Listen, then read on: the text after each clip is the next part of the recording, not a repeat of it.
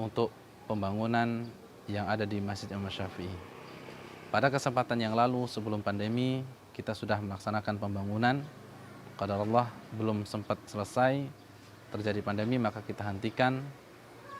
Oleh karenanya pada kesempatan ini kami mengajak untuk kita semuanya untuk membantu pembangunan yang ada di Masjid Imam Syafi'i yang rencananya akan membangun kamar mandi, kemudian tempat wudhu, kemudian kamar untuk marbot, kemudian kamar untuk kunjungan ustadz dan lain sebagainya, yang diperkirakan sekarang kebutuhannya adalah 250 juta. Oleh karena kaum muslimin kita mengajak untuk sama-sama bahu-membahu membantu pelaksanaan pembangunan yang ada di Masjid Imam Syafi'i. Mudah-mudahan dengan uluran tangan kita, walaupun jumlahnya tidak besar, menjadi pahala jariyah kita di sisi Allah Subhanahu wa Ta'ala. Apabila ingin berpartisipasi untuk membantu yang dari jarak jauh, silahkan untuk melihat rekening yang ada di bawah ini. Kemudian yang dekat bisa bantuan diantarkan langsung ke Masjid Imam Syafi'i, baik bentuknya finansial ataupun bahan-bahan bangunan. Ini yang kami sampaikan. Subhanallah bihamdika, asyhadu an la ilaha illa anta astaghfiruka wa atubu ilaik. Assalamualaikum warahmatullahi wabarakatuh.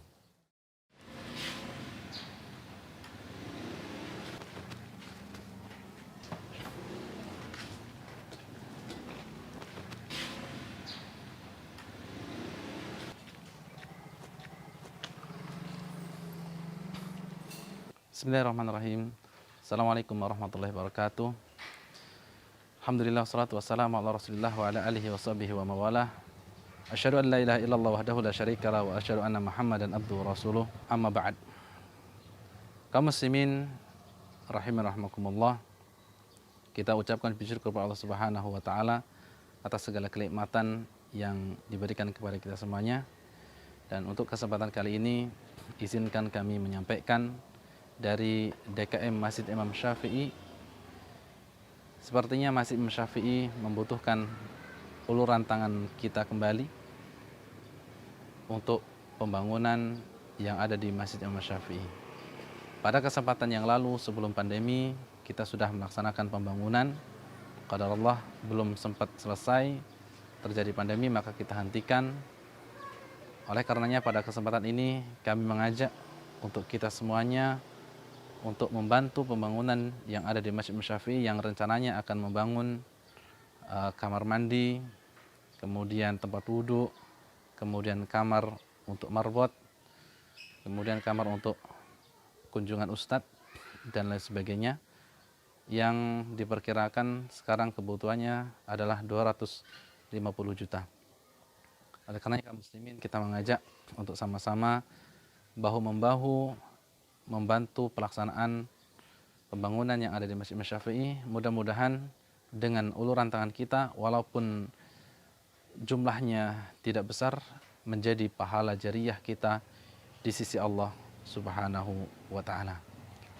Apabila ingin berpartisipasi untuk membantu yang dari jarak jauh, silahkan untuk melihat rekening yang ada di bawah ini. Kemudian yang dekat bisa bantuan diantarkan langsung ke Masjid Imam Syafi'i, baik bentuknya finansial ataupun bahan-bahan bangunan. Ini yang kami sampaikan. Subhanallah bihamdika, asyhadu an la ilaha illa anta astaghfiruka wa atubu ilaik. Assalamualaikum warahmatullahi wabarakatuh.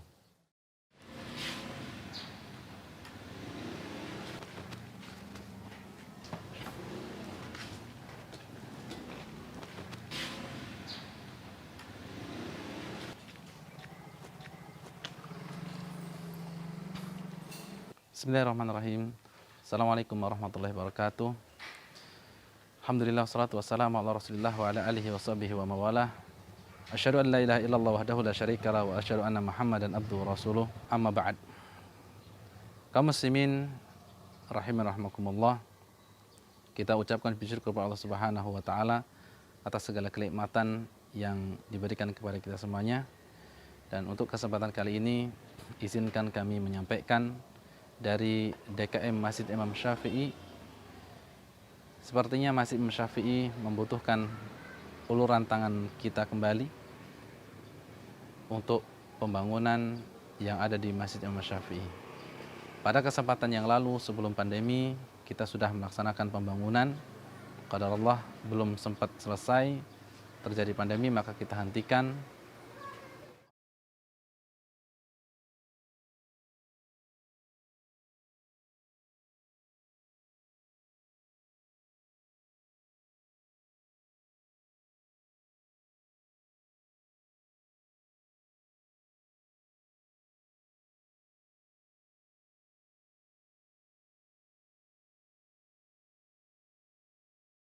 Matan Ghoyah wa Takrib atau Matan Abi Suja. Dan kita masih bahas dalam fikih muamalah, dan qadarullah buku saya tinggal ya. Jadi ini buku pinjaman Sadika. Ya, tapi insyaallah nggak masalah ya. Kita akan bahas tentang masalah syarikah. Dan ini kali pertama saya lupa bawa buku. Ya, sejak ngisi kajian. Ya, kita bahas kemarin tentang apa? Tentang apa kemarin? Doman dan kafalah, tentang jaminan, ya fikih jaminan. Artinya seseorang menjamin, ya domin, menjamin akan melunasi hutang seseorang. Itu namanya apa? Domin, penjamin. Misalnya saya berhutang sama seseorang, orang tersebut tidak percaya kalau saya bisa lunasi hutang, dia minta domin. Siapa dominnya? Oh, dominnya bapak saya. Atau dominnya kakak saya atau teman saya. Ini namanya apa? Doman, ya, doman. Penjaminan dengan seseorang yang akan melunasi hutang kalau kita tidak bisa bayar. Yang kedua apa namanya? Kafalah. Penjaminan mendatangkan seseorang yang bermasalah. Dan orang itu namanya kafil. Kata namanya domin, namanya kafil. Misalnya ya, seseorang pinjam hutang kepada saya nggak percaya. Saya minta, siapa kafilnya? Siapa yang mendatangkanmu kalau dirimu nanti nggak bisa bayar, gitu loh. Kafil ini dia kewajibannya bukan membayar, tapi apa? Mendatangkan fisik orangnya. Ya, kalau budak ini macem-macem, ya aku yang bawa dia ke kau. Nah itu loh. Itu namanya apa dalam Islam? Kafil. Kalau orang ini kalau nggak bayar utang, saya yang bayar. Itu namanya siapa? Domin. Ya, jadi domin yang menjamin akan membayar seseorang. Kalau kafil adalah yang menjamin mendatangkan seseorang. Wih, dia ini membunuh saudara saya nggak rela. Saya minta dia bunuh. Iya pak, sabar pak. Dia ini masih ada tanggungan sebentar ya. Besok saya jamin yang akan datangkan dia ke bapak. Hari ini dia balik ke rumah dulu pak. Nah itu namanya apa? Kafil. Nah sekarang pembahasan baru yaitu fi syarikah. Asyarikah ini bahasa Indonesia apa? USA apa USA? Amerika Serikat. Ya. UEA, Uni Emirat Arab. Emirat artinya apa? Ya, Emirat. United. Ya, United itu artinya apa? Serikat. Ya, USA, United States Amerika. Amerika United, berserikat. Manchester enggak, United. Enggak, arti syarikat artinya berserikat, bergabung. California, kemudian Washington DC, kemudian itu kan berserikat-serikat, iya. Santiago dan seterusnya membentuk yang namanya Amerika Serikat. Begitu juga ya apa yang berserikat-serikat ini? Apa? Chicago. Enggak. PBB itu apa? Persatuan Bangsa ya, bukan ya? United Nation ya. Intinya ada yang berserikat. Serikat itu artinya apa? Gabungan. Ya aku dan kamu jadi kita, serikat. Begitu juga dalam bahasa Arab namanya syarikah. Jadi kata Syekh di sini, wahya lughatan al-ikhtilat. Secara bahasa syarikah artinya percampuran. Yang namanya bercampur Pak, enggak mungkin sendirian. Mencampurkan antara gula ke dalam kopi, itu nyampur. Bercampurnya antara garam dan air, itu namanya campur. Artinya bercampur itu kalau ada minimal 2 orang. Itu dalam bahasa berserikat. Kalau Indonesia nggak bisa berserikat karena Indonesia satu kesatuan. Ya. Kalau misalnya ya United ya UAE yang Dubai, yang ibu kotanya Dubai ya, United ya Emirates Arab artinya adalah Emirat, artinya pemerintahan Arab yang bersatu, yang berserikat. Itu secara bahasa. Jadi secara bahasa syarikat artinya percampuran minimal 2 orang. 2 orang bercampur dalam satu bisnis. Ya, saya ini pengen jualan kambing misalnya, tapi saya nggak punya modal saya cuma sekian. Kita butuh kepada orang yang lain, mengumpulkan modal. Ini namanya apa? Syarikat. Wa syar'an, dan secara istilah, thubutul haqqi ala jihati syuyu'i fi syai'in wahid lisnaini fa akthar. Secara syariat, fikih muamalah ekonomi atau fikih jual beli, syarikat artinya adalah penetapan suatu hak di dalam sesuatu bagi 2 orang. Jadi 2 orang bergabung dalam menetapkan suatu hak. Minimal 2 orang atau bisa lebih. Misalnya ada 5 orang gabung berbisnis Pak. Itu namanya dalam fikih muamalah syarikat. Si fulan A dia punya modal 10 juta.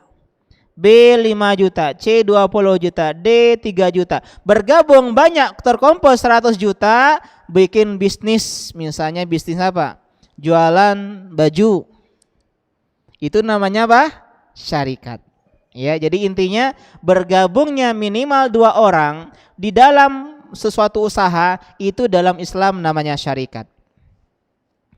Dan di antara dalil syarikat adalah ya hadis dari Nabi SAW, dan ini riwayat Abu Daud. Kata Nabi SAW mengabarkan tentang hadis qudsi. Hadis qudsi itu Pak adalah ya firman Allah Subhanahu wa taala yang tidak terdapat dalam Al-Qur'an. Artinya langsung kepada Nabi SAW tanpa perantara Jibril.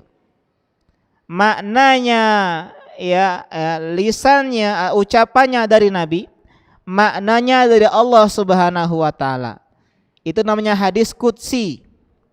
Atau nama lainnya hadis ilahi, hadis rabbani, yang jumlahnya enggak banyak, jumlahnya sedikit sekali. Di antara tanda-tanda hadis qudsi adalah contohnya misalnya fima yarwi an rabbi. Saya menyebutkan yang diriwayatkan oleh Allah kepadaku. Ini. Itu namanya hadis qudsi. Yang berbeda hukumnya dengan Al-Qur'an. Al-Qur'an harus mutawatir. Mutawatir artinya banyak, jalurnya banyak. Ada ayat yang dhaif. Enggak ada ya surat Al-Qur'an yang lemah. Semuanya sahih, Pak, mutawatir. Berdasarkan banyak orang, banyak sahabat. Sedangkan yang namanya hadis qudsi ada yang sahih, ada yang dhaif. Sebagaimana hadis pada umumnya. Bahkan ada yang maudhu', ada yang palsu, dibuat-buat. Bahkan ada yang ya la aslalahu, tidak ada asal usulnya, tidak ada sanad hadisnya. Kata Allah Subhanahu wa taala dalam hadis qudsi, ana tsalitsus syarikaini. Saya adalah zat yang ketiga di antara 2 orang yang sedang berbisnis. Jadi kalau 2 orang sedang berbisnis, Allah adalah yang ketiga. Maksudnya apa? Allah yang ketiga yang menjaga usaha tersebut, yang menolong usaha tersebut, yang membantu usaha tersebut. Syaratnya malam yakhun ahaduhuma sahibahu, selama tidak ada pengkhianatan di dalamnya. Ya, banyak pengkhianat dalam usaha. Udah modal bareng-bareng, untung banyak, dia kabur Pak ke luar negeri. Ini namanya pengkhianat. Ya. Laki-laki sama ya istrinya membangun rumah tangga bareng-bareng. Ternyata istrinya serong. Nah, ini pengkhianat. Allah nggak berkahin sebuah perniagaan yang kita bangun bersama-sama kalau salah satu dari keduanya berkhianat. Apa yang terjadi kalau orang tersebut berkhianat? Fa idza khanahu kharajtu min bainihima. Kata Allah Subhanahu wa taala, kalau terjadi pengkhianatan di dalam bisnis tersebut, maka saya keluar dari keduanya. Maksudnya enggak gabung lagi. Artinya enggak nolong, enggak bantu, enggak jaga. Terserah, hancur-hancur. Binasa-binasa bisnisnya. Kenapa? Karena tidak ada kejujuran di sana. Jadi di sini di antara sebuah karakter seorang muslim dalam berusaha apa? Adalah jujur dan amanah. Ketika Nabi Musa alaihi salam ke Madian membantu 2 orang perempuan yang sedang memberi minum kepada ternak-ternaknya. Kemudian pulanglah keduanya setelah dibantu oleh Nabi Musa, cerita kepada ayahnya, di antara salah satunya, ya kalau ayah butuh pegawai request, saya request si Musa tadi Pak, karena dia qawiyun amin. Ini 2 syarat pekerja Pak. Qawi artinya mampu, punya kapasitas, punya kredibilitas. Ngurusin kamera ada ahlinya. Ngurusin misalnya ya sound system ada ahlinya. Jangan ustadz turun ngurus kamera, ustadz turun ngurus, karena bukan capable beliau di sana. Manajemen ada ahlinya, keuangan ada ahlinya, dan serahkan kepada ahlinya. Qawi, yang kedua adalah amin, amanah. Banyak orang yang mampu tapi nggak amanah. Ada orang yang amanah tapi dia nggak mampu. Ini semuanya nggak baik Pak. Tapi kalau seandainya 2 orang ya tidak ada yang terpenuhi 2 syarat tersebut, yang diinginkan di antara yang paling adalah yang qawi dibandingkan yang amin.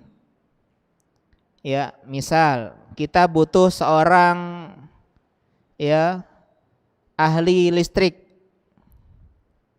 atau tukang yang amanah, susah carinya. Ada yang amanah tapi nggak pernah nukang. Banyak ini amanah semua, tapi kalau disuruh nukang nggak bisa, hancur rumah. Tapi ada yang masya Allah dia ya udah jadi ya tukang bangunan bertahun-tahun, tapi khawatir nggak amanah, sholat nggak dijaga. Ya, kemudian ya mungkin masih merokok ya, atau masih yang nyetel musik sambil ini. Kata para ulama ini lebih didahulukan dibandingkan yang tadi. Kenapa? Karena amanah untuk dirinya, sedangkan qawi kemampuan itu untuk kemaslahatan umum. Jadi kalian jangan heran kalau lihat polisi-polisi di luar sana di Arab Saudi mungkin nyukur jenggot, mungkin isbal. Mungkin dia secara agama kurang amanah, tapi secara kredibilitas, secara kemampuan dia mampu menjadi seorang penegak hukum. Ya, mampu dulu, mampu baru nanti kemudian amanah. Tapi kalau bisa dua-duanya lebih bagus lagi. Tapi ini jarang terjadi.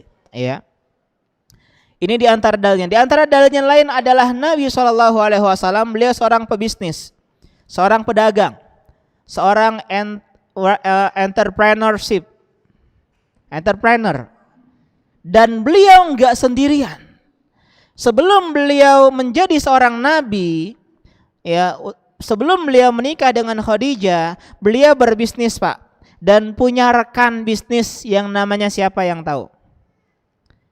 Ada yang tahu rekan bisnisnya Nabi?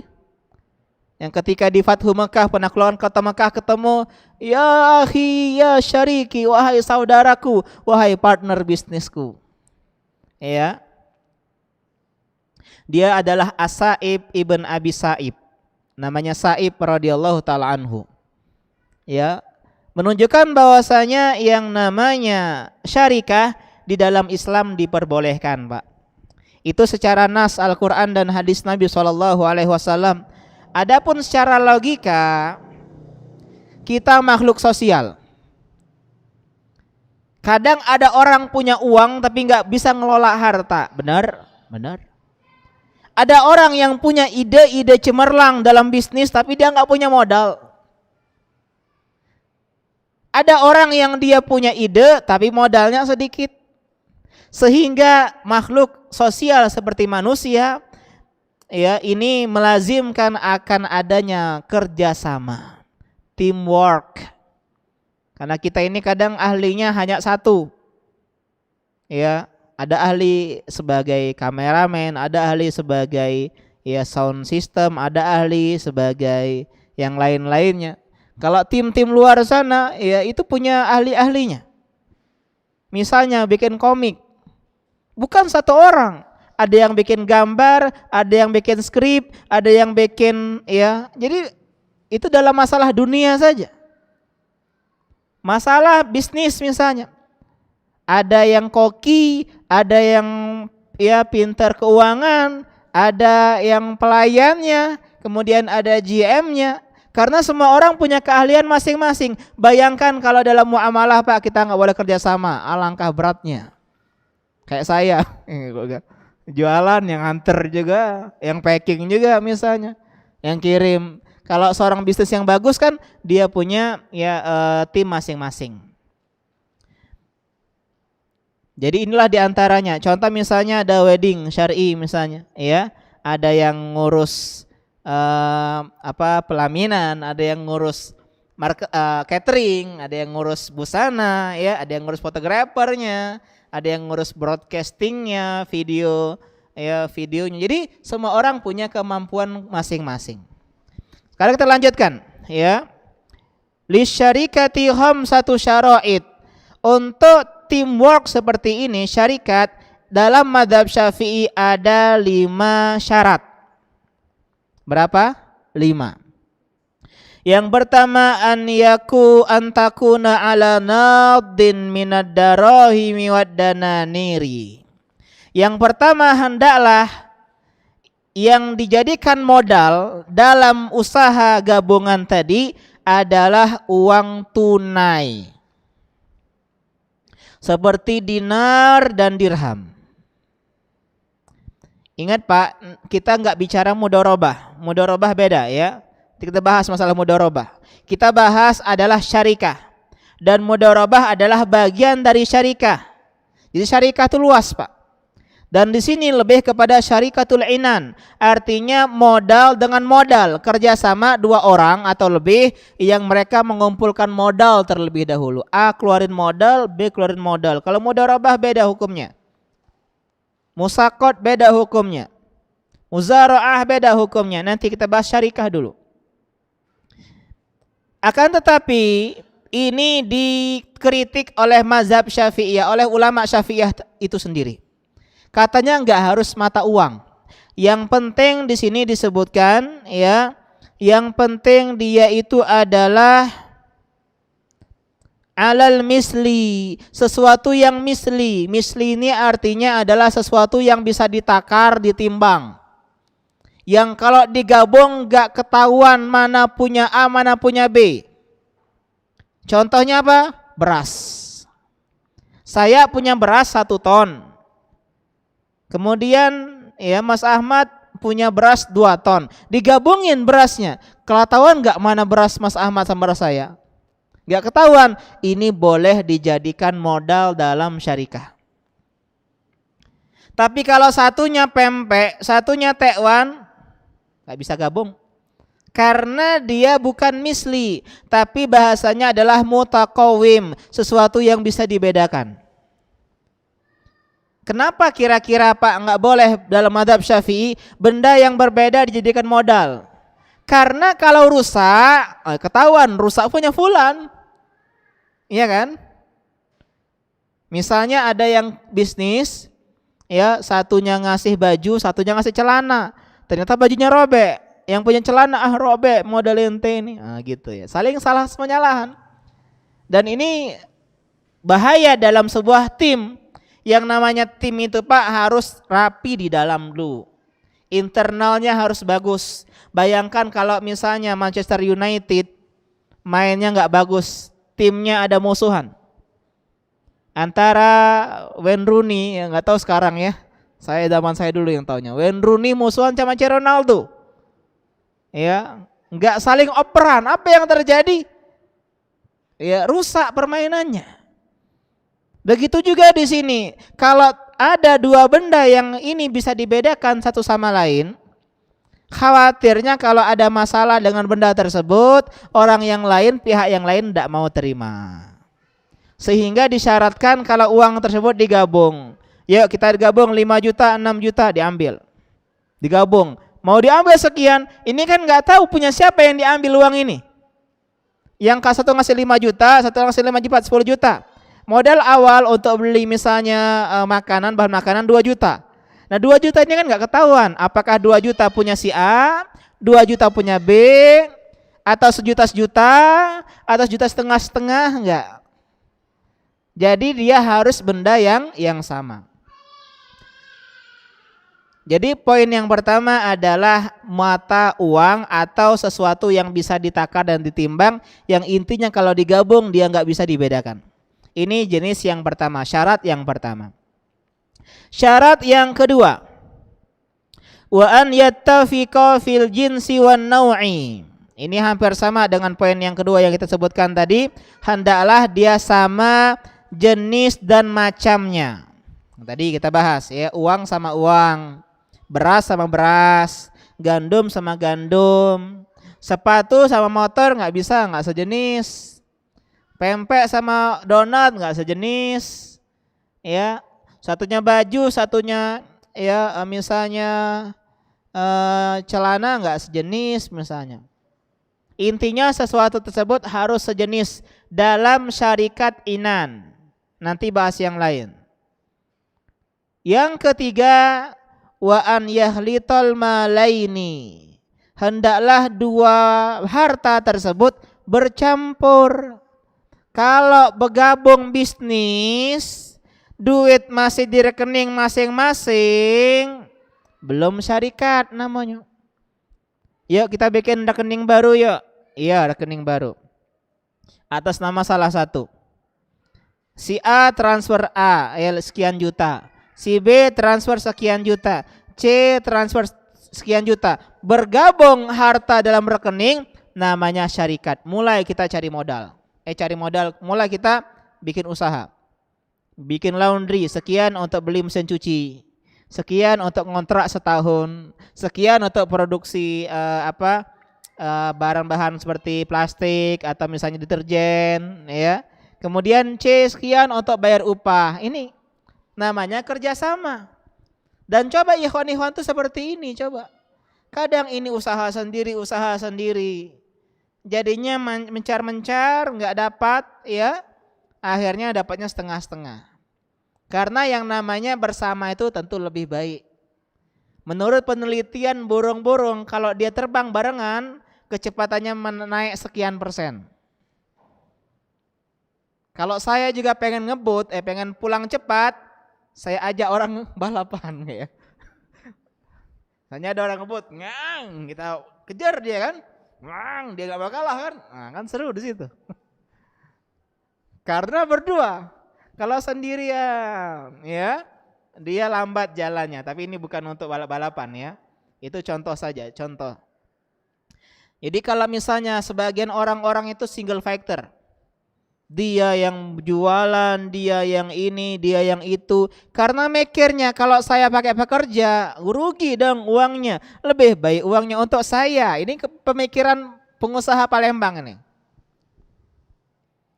Padahal kalau dia kerjasama, memperkerjakan orang lain, mungkin gajinya ya keuntungannya berkurang. karena untuk bayar gaji. Tapi kita punya waktu yang lebih banyak untuk menambah, ya, untuk belajar misalnya nambah relasi, kemudian bisa untuk belajar lebih dalam lagi atau bikin usaha lagi gitu. Sehingga penting kerjasama. Atau ada teman-teman yang sedang punya usaha, ternyata sekarang sedang kempes, butuh suntikan dana, coba pakai syarikah.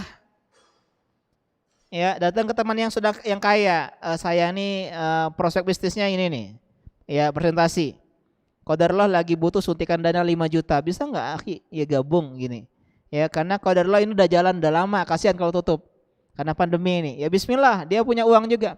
Dan dia punya uang tapi nggak bisa kerja, uangnya banyak.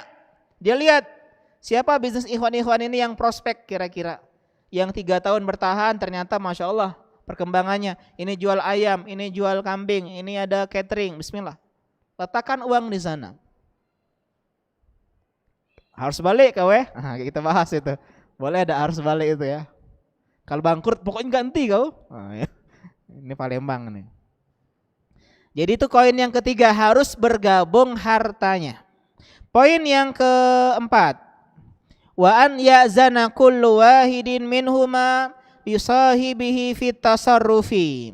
Hendaklah setiap kongsi dagang tadi, setiap relasi bisnis, partner bisnis adalah orang-orang yang diperbolehkan dan diizinkan oleh syariat untuk mengelola harta. Bukan orang gila, bukan anak kecil, bukan orang yang boros nggak bisa pegang uang. Ada sebagian di antara kita ini Pak, kalau usaha, termasuk saya di awal-awal dulu sebelum belajar, mencampurkan uang pribadi dan usaha. Dan ternyata nggak kelihatan hasilnya, hilang aja, karena kepake, ya. Dan ketika saya belajar, bagusnya antara uang pribadi dan uang usaha itu dibedakan, biar kelihatan untungnya, defisitnya bagaimana, biar kita kejar. Kalaupun harus kita pakai sementara, harus kita ganti. Komitmen kita sebagai bisnis ini mengelola harta. Tapi kalau orang ini nggak bisa pegang partner ini, baru dapat modal sedikit langsung dia beli baju, langsung dia beli renovasi motor. Nah, ini nggak bisa. Banyak kasus seperti ini ikhwan-ikhwan. Ya, dia kaya mendadak langsung mewah. Nggak boleh Pak bisnis begitu. Ingat di dalam kemewahan kita tuh masih ada hak-hak orang lain. Adik-adik yang di belakang, ada ibu-ibunya di belakang. Nggak ada ya, khusus ikhwan ya kajian kita ya. Adik-adik jangan ribut ya. Sedikit. Afwan Ustaz. Ya, jadi syarat yang keempat, orang tersebut adalah yang dibolehkan, bukan dihajar, bukan diboikot, bukan dicekal dalam mengelola harta. Kita bahas ini ya. Sebelum-sebelumnya tentang pemboikotan, tentang hajar. Yang terakhir, ini penting, ini poin yang menjadikan syarikah itu riba atau tidak di poin yang terakhir. An yakuna ribuhu wal khusranu ala qadril malaini. Hendaklah untung dan rugi diterima oleh kedua belah pihak. Jangan mau untung saja Pak, jangan syarikat, jangan bisnis mau untung aja. Karena namanya syarikat bisnis itu bisa untung, bisa rugi. Itulah namanya bisnis, resiko jualan.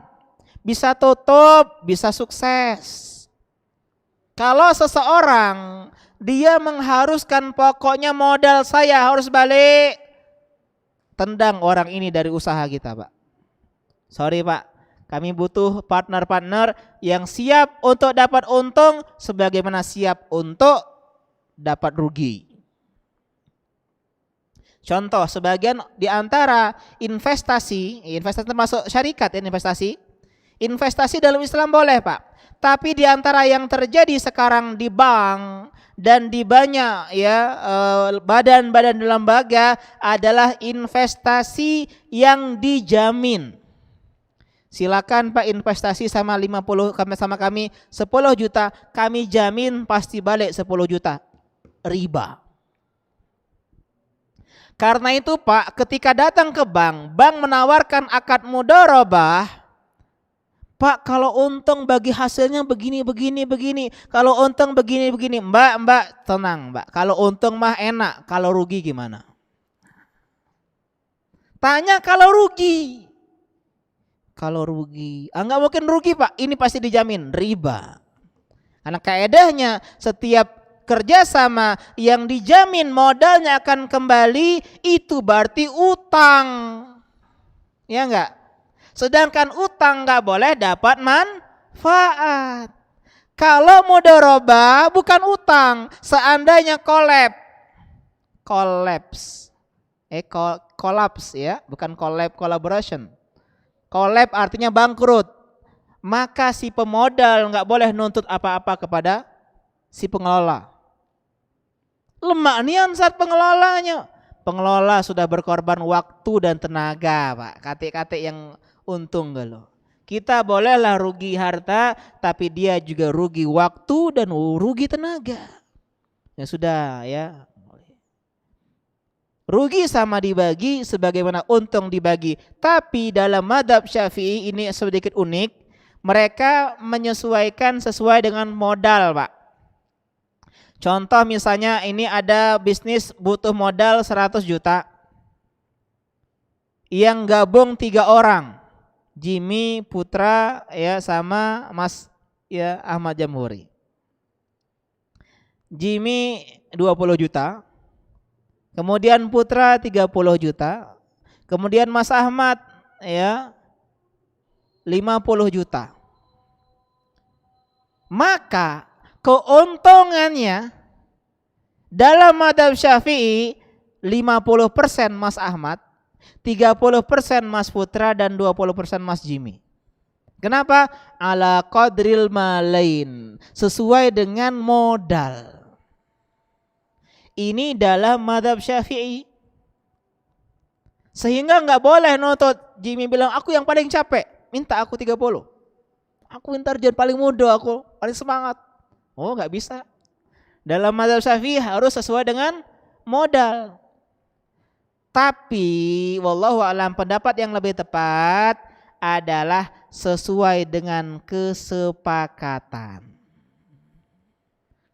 Jadi teman-teman penting Pak, hitam di atas putih. Sebelum sebagian teman-teman ini kalau masalah modal nggak paham kaedahnya, sehingga mereka itu nggak ditulis atau hitam atas putih, sehingga kalau ada apa-apa kan kelas nggak keenakan, jadi musuh kita.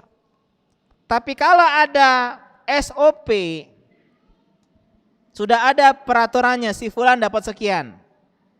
Ya, misalnya pengelola sama pemodal, pengelola ya dia bikin peraturan, keuntungannya saya pemodal 70 ya, kamu 30 ya. Setuju, deal. Udah. 70%. Ini diantara hal yang dipahami. Dan ingat Pak, cara mengembalikan keuntungan setelah modal balik, baru namanya untung. Setelah modal balik. Jadi selama kita pengelola, balikin modal dulu Pak. Lemak nian ya pemodal. Kita capek-capek. Ya dia kalau rugi juga sesuai dengan ini. Ya keuntungan sesuai dengan besarnya resiko. Semakin kita resikonya besar, semakin juga keuntungannya besar. Jadi Ustadz enak pahalanya, tapi besar juga dosanya. Orang awam yang berbuat dosa beda dosanya dengan orang alim yang berbuat dosa. Sehingga semakin besar keutamaan, semakin besar resiko. Kau pengen untung besar, siap-siap resikonya besar. Tidak ada istilah prinsip ekonomi dengan modal sekecil-kecilnya mendapat keuntungan sebesar-besarnya. Itu adalah prinsip maling, saya bilang. Dengan obeng dapat mobil. Nah, itu. Di dalam ilmu bisnis itu enggak benar, ya. Tetap ada ya dengan modal yang lain, karena modal bukan hanya uang, tapi juga usaha, tenaga kerja, bangun relasi, bangun trust, kepercayaan, itu juga diantara hal yang dibahas, ya. Nah, misalnya kalau orang tadi sudah dapat kembaliin modal, kelebihannya barulah dibagi. Dan operasional harus jalan terus. Ya, jangan sampai kita ini kadang langsung menikmati keuntungan untuk operasional. Jalankan. Itu diantara prinsipnya orang-orang Tiongkok, ya. Kalau kita orang-orang pribumi kadang dapat untung langsung jajan, langsung beli. Kalau orang-orang Tiongkok biasanya kalau dia dapat untung, untung tersebut dijadikannya modal. Jadi berputar uangnya. Ya. Meskipun prinsip ini juga ya dianut juga oleh banyak dari kita. Abdurrahman bin Auf. Pertama kali dia ke pasar sebagai apa? Kuli. Pak, saya mau kerja, apa aja suruh. Gaji berapa terserah. Bekerja. Akhirnya dia jadi kuli angkat, kuli pikul. Tapi dia orangnya di atas rata-rata semangatnya. 10 karung dia angkat dalam waktu lebih cepat. Cepet nih kau gawe, tambah lagi 10, tambah lagi. Orang kan enak Pak ngupahnya, Masya Allah, nah upah hari ini, Masya Allah. Berapa hari lah buka lapak deh dia. Tidak untuk beli baju. Duit untung tadi. Untung cuma mentega, samin, kurma berapa. Dijual jadi duit buka lapak. Tidak menikmati langsung. Wow banyak langsung dinikmati. Langsung plesir ke luar negeri. Ya, kayak travel fulan itu ya. Yang kemarin itu karena dia nggak paham konsep tutup lubang gali lubang nggak bisa dalam bisnis. Ini ngapa kajian bisnis ya. Nah, tapi intinya berkaitan dengan yang tadi. Intinya apa? Keuntungan sesuai dengan resiko. Jadi kalau bangkrut nggak boleh saling menyalahkan. Ingat, investasi yang dijamin pasti kembali adalah riba. Banyak ya. Dengan 50.000, dengan 500.000, ya kalian akan mendapatkan minimal 1 juta. Wah, gitu kan? Banyak tertipu orang-orang seperti itu. Ustadz investasi kan boleh? Boleh, tapi harus real. Ini untuk apa Pak investasinya? Mana bisnisnya? Mana usahanya? Jangan-jangan khomer, jangan-jangan sabu-sabu. Kita nggak tahu modal kita untuk apa. Tapi kalau teman kita punya masanya mau buka ruko, ya baju-baju, ini bagusnya prospek ini. Investasi berapa di sini? Oh terima Ustadz. Kalau ngasih kian berapa fee-nya? Oh nanti keuntungannya begini. Oh enak ini. Nah, ya, investasinya tahu, tempatnya tahu, pengelolanya tahu, untuk apa tahu. Ya. Tapi kalau investasinya abstrak, investasinya odong-odong, inilah banyak orang-orang tertipu. Dan bedakan investasi dengan sedekah. Ada ustadz kondang itu ya. Sedekah. Investasi. Gak bisa Pak, dibedakan sedekah sama investasi. Sedekah nggak boleh dapat untung, nggak boleh mengharapkan keuntungan. Kalau seorang ustadz kondang, ayo kita sedekah, dengan sedekah akan mendapatkan sekian, ini namanya investasi. Nggak ada sedekah dapat sekian tuh bukan sedekah, itu namanya adalah mudharabah. Ustadz yang ngumpulin modal untuk usaha dia. Bangkrut, yang lain ngerasa tertipu. Bukan tertipu kau Pak, tapi kau udah paham apa yang disampaikan oleh ustadznya. Kalau harus balik modal, itu bukan bisnis syarikat. Ya, minjemi uang duit beda balik Pak zaman sekarang. Yang pasti dan harus dikembalikan, iya kan? Apalagi dalam usaha. Karena telah pentingnya namanya trust, kepercayaan dalam bisnis. Lagi-lagi jujur, amanah. Kalau kita amanah enak Pak, orang mau kerja. Kata di Qawiyyun amin. Kita mampu, kita amanah.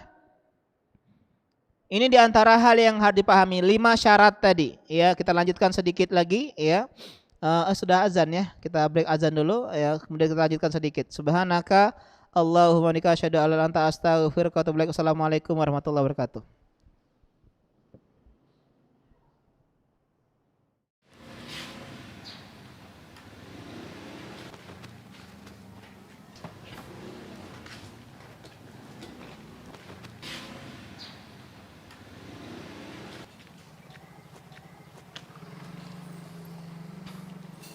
Bismillahirrahmanirrahim. Assalamualaikum warahmatullahi wabarakatuh. Alhamdulillah wassalatu wassalamu ala Rasulillah wa ala alihi wa sahbihi wa mawalah. Asyhadu an la ilaha illallah wahdahu la syarika lah wa asyhadu anna Muhammadan abduhu wa rasuluh. Amma ba'd. Kaum muslimin rahiman rahimakumullah. Kita ucapkan puji syukur kepada Allah Subhanahu wa taala atas segala kenikmatan yang diberikan kepada kita semuanya. Dan untuk kesempatan kali ini izinkan kami menyampaikan dari DKM Masjid Imam Syafi'i.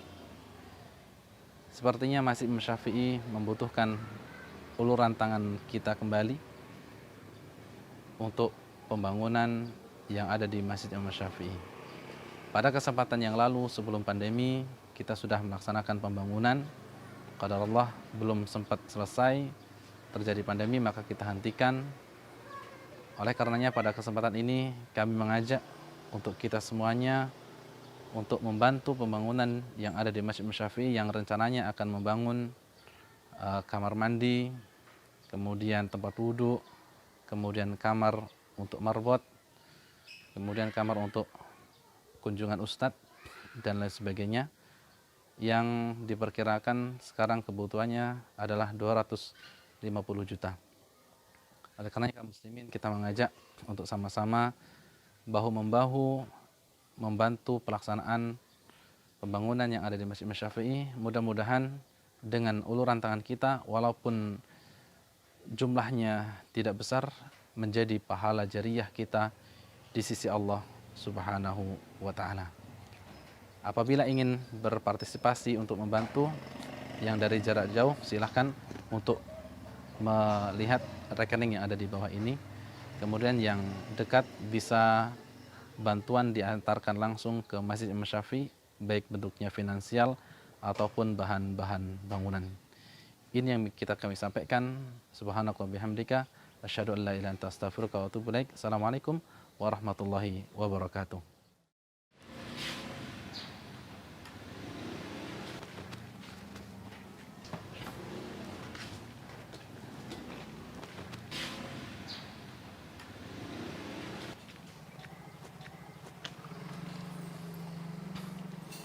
Bismillahirrahmanirrahim. Assalamualaikum warahmatullahi wabarakatuh. Alhamdulillah wassalatu wassalamu ala Rasulillah wa ala alihi wa sahbihi wa mawalah. Asyhadu an la ilaha illallah wahdahu la syarika lah wa asyhadu anna Muhammadan abduhu wa rasuluh. Amma ba'd. Kaum muslimin rahiman rahimakumullah. Kita ucapkan puji syukur kepada Allah Subhanahu wa taala atas segala kenikmatan yang diberikan. Alhamdulillah wassalatu wassalamu ala Rasulillah wa ala alihi wa ashabihi wa man walah wa la haula wa la quwata illa billah.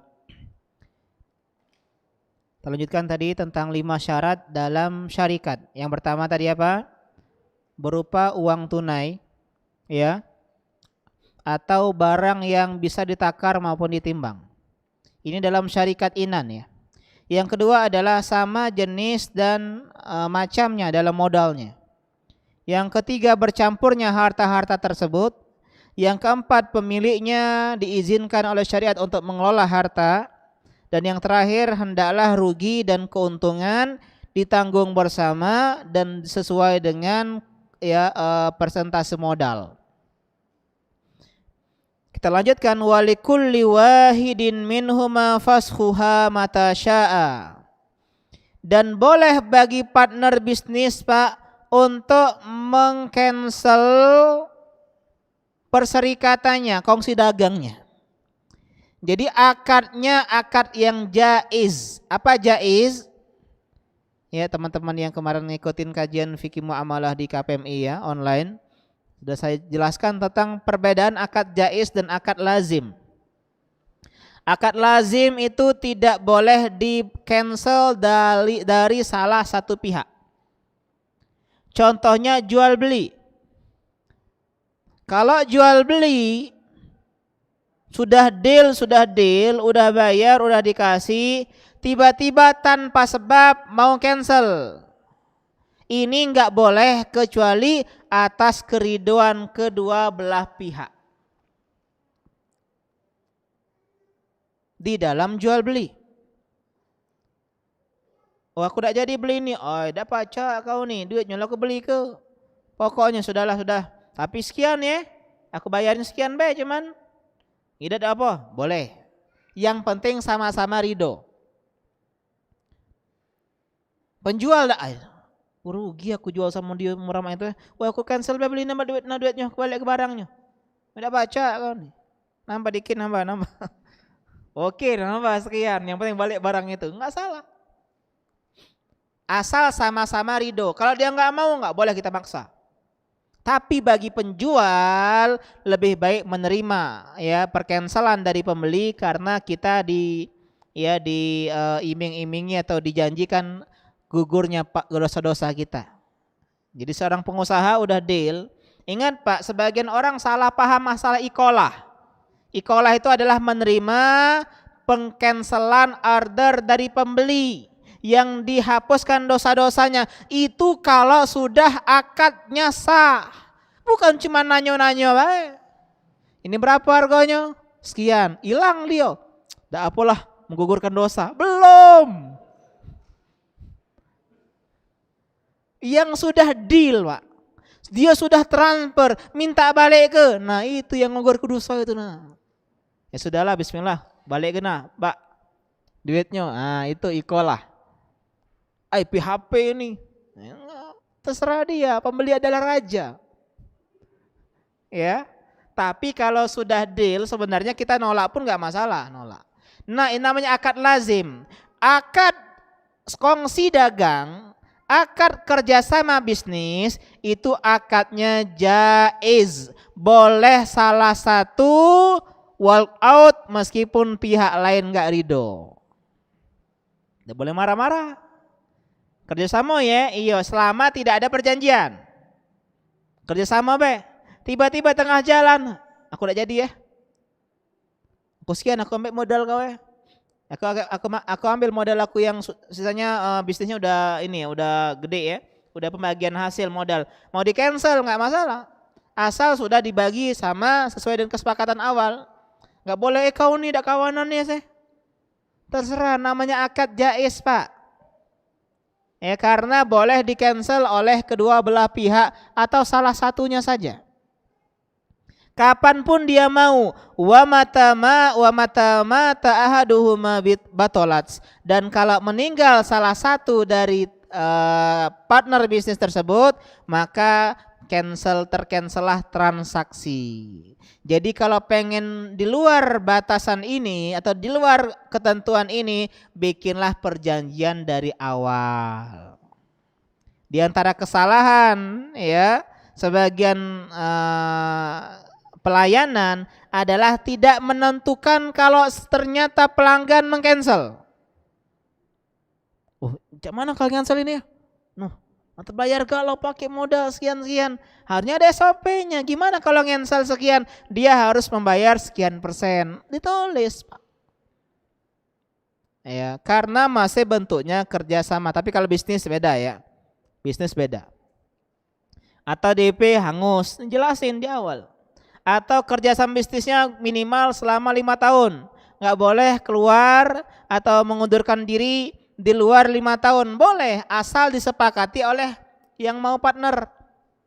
Ustadz katanya lazim tadi. Iya lazim ini, jaiz ini, akad jaiz ini hukum asal. Hukum asal boleh orang resign sekemaunya sendiri. Kecuali kalau ada perjanjian. Perjanjian kita nggak boleh resign selama 5 tahun pertama. Pengajuan resign minimal 1 tahun. Al-muslimuna ala syurutihim. Sudah tanda tangan, kita taati selama masih dalam kebaikan ya. Ini diantara syarikat-syarikat, dan kita akan bahas syarikat-syarikat yang lainnya ada 4. Yang pertama syarikat inan. Ini yang kita bahas tadi. Inan artinya tali kekang. Maksudnya modal sama modal. Roni punya modal, Rono punya modal. Ya, Rino punya modal. Rono dan Rino bergabung. Gabung modal ini bikin misalnya transaksi ayam geprek. Itu namanya syarikat inan. Yang kedua, ini yang paling sering, mudharabah. Sering dengar kata mudharabah? Mudharabah artinya A pemodal, B pengelola. Bukan syarikat inan namanya. Kita orang kaya, ada teman kita dia punya ide bisnis cemerlang. Iya. Misalnya bakso kuah. Bakso kuah sering. Salah. Dulu kan bakso bakar ya. Serba dibakar tuh. Misalnya dulu ini bakso bakar. Orang dulu mikirin namanya bakso itu makan kuah. Kemudian pakai mie. Ini dia punya terobosan bakso bakar. Atau misalnya nanti duren kuah tempe ya. Kuah model, duren. Terobosan ya. Nah, dia tuh nggak punya modal, kita modal, namanya mudharabah. Yang ketiga, syarikatul wujuh. Wujuh itu wajah. Dia nggak punya modal dan dia cuma jual wajah, Pak. Apa jual wajah? Karena dia punya kedudukan. Presiden, ustadz, figur lah, figur. Figur sama figur kerjasama untuk meminta pemodal, mencari investor. Misalnya saya ya dimintain oleh orang kerjasama, Ustadz kita cari investor ya, antum sebagai ambasador ya, ya gitu namanya. Dia intinya menggait massa karena dia punya followers 10.000 lebih misalnya, atau dia punya subscriber banyak. Ini namanya syarikatul wujuh. Dia nggak butuh uang, tapi dia butuh dia menggunakan popularitas dan ketenarannya untuk bisnis. Kalau zaman sekarang Telegram tuh buka apa namanya? Endorse. Buka endorse. Dia cuma pasang sekian. Yang keempat namanya syarikatul abdan. Badan. Badan sama badan, enggak pakai wajah, Pak, karena dia gak terkenal. Fisik sama fisik.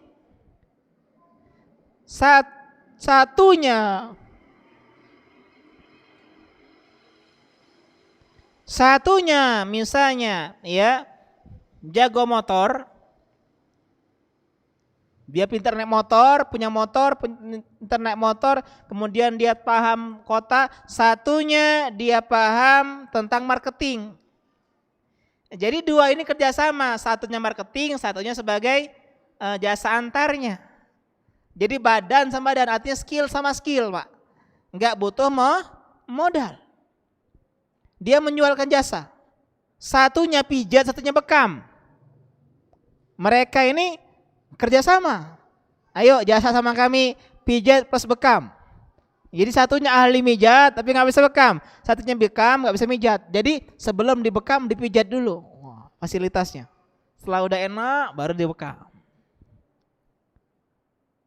Ya, jadi intinya yang terakhir ini mereka sesama pemilik skill bergabung.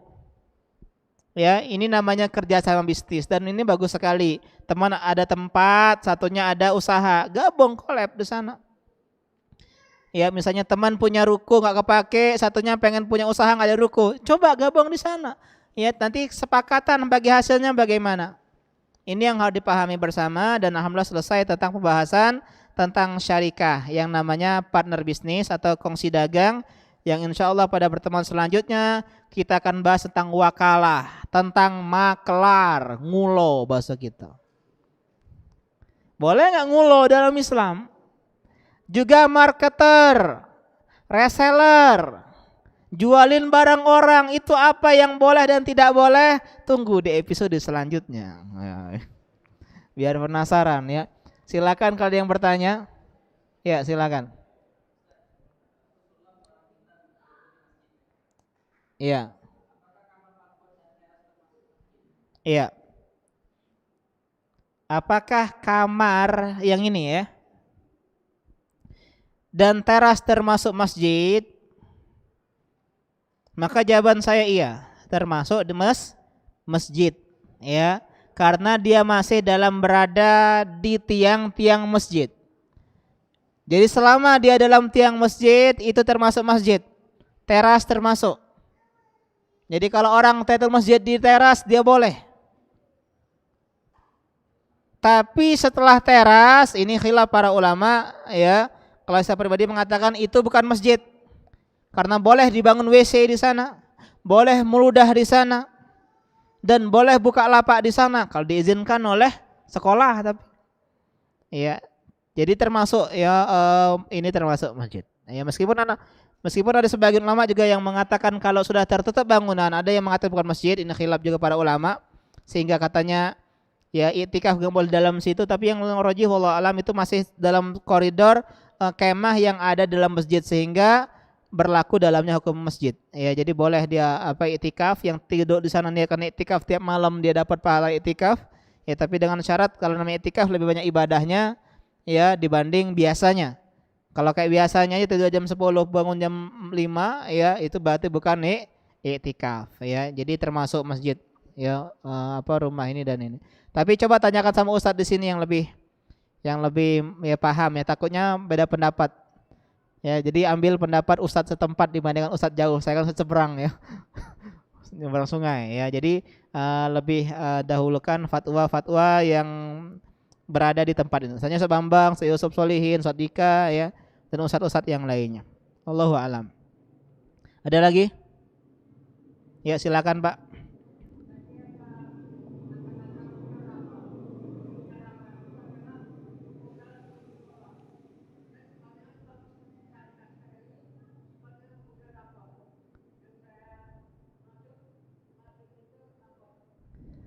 Apa Pak? Coba ulangi. Iya, mudharabah. Iya.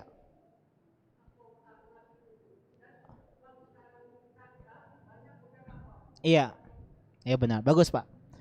Mudharabah itu apa dan bagaimana? Kemudian apa yang dijanjikan oleh Bank Syariah dengan akad mudharabah?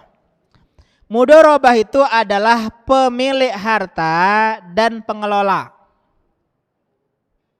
Saya punya harta, Bapak punya usaha. Ya, tapi enggak punya modal. Saya pengen jualan Ustaz, jualan pempek, tapi enggak ada uangnya. Oke lah, saya modali Pak 10 juta. Itu namanya mudharabah. Terus apa dengan bank? Bank akad yang ditawarkan mudharabah. Kita memberikan modal, uang kita kan, kemudian dikelola oleh bank dan keuntungannya bagi hasil. Kenapa akad bank bermasalah? Satu, kita nggak tahu dikelola untuk apa. Dua, bank menjanjikan pasti balik modal. Nah ini kelirunya. Kalau akad seperti itu bukan mudharabah Pak, ini minjam. Bank itu minjam uang kita. Cuman kan kita kalau minjam balik sekian, dah galah gitu. Ngapain nabung di bank? Ya, iya dah. Ngapain nabung di bank 10 juta 10 juta? Rugi lu mah di rumah aku baik. Jauh-jauh ke bank. Pak, 10 juta bisa menjadi 12 juta. Lumayan 2 juta. Men 50 mendapat 75. Lemaknya 100. 150. Oh, lanjut 1 juta. Balik 110. 50-nya adalah riba. Meskipun dia ngomong bunga Pak bukan riba, sama baik. Nak bunga, mawar, melati, semuanya indah, ya, tetap namanya keuntungan yang didapat dari korot akad utang piutang. Ustadz, ini bukan akad utang piutang kok mudharabah. Kalau mudharabah tidak boleh dijamin kembali dan pasti ada rugi kalau memang ternyata bangkrut. Kalau bank bangkrut kan kita bisa menuntut Pak, ya. Bank bangkrut tuntut, nasabah menuntut bank, ya kan? Berarti akadnya bukan ini mudharabah. Kalau mudharabah enggak boleh nuntut. Oh bangkrut ya udah apalah. Mana ada enggak lama itu. Karena di mindset mereka ini adalah utang piutang dan jangan tertipu dengan nama hakikat Pak. Hakikatnya kalau bunga tetaplah bunga. Beriba tetap beriba. Meskipun namanya Aisyah, Fatimah, diubah nama sekarang jadi apa? Margin. Biar keren, margin. Oh ini Pak bukan riba tapi manfaah, ya kan sekarang ya? Apalagi bahasa bank-bank sekarang. Oh ini adalah bagi hasil. Oh ini adalah margin. Oh ini adalah keuntungan. Oh ini adalah laba. Oh ini adalah bunga. Tetap itu hakikatnya adalah riba. Faman arba fahuwa riba. Apapun yang menambah itu namanya riba. 10 juta, 10 juta kalau hutang piutang, enggak boleh lebih. Kecuali tidak disepakati di awal. Kalau bank kan belumlah ngutang lah ditonjok ke bunga berapa? Dapat 10%, Pak. Lemak 10% ini. Ya wallahu taala a'lam.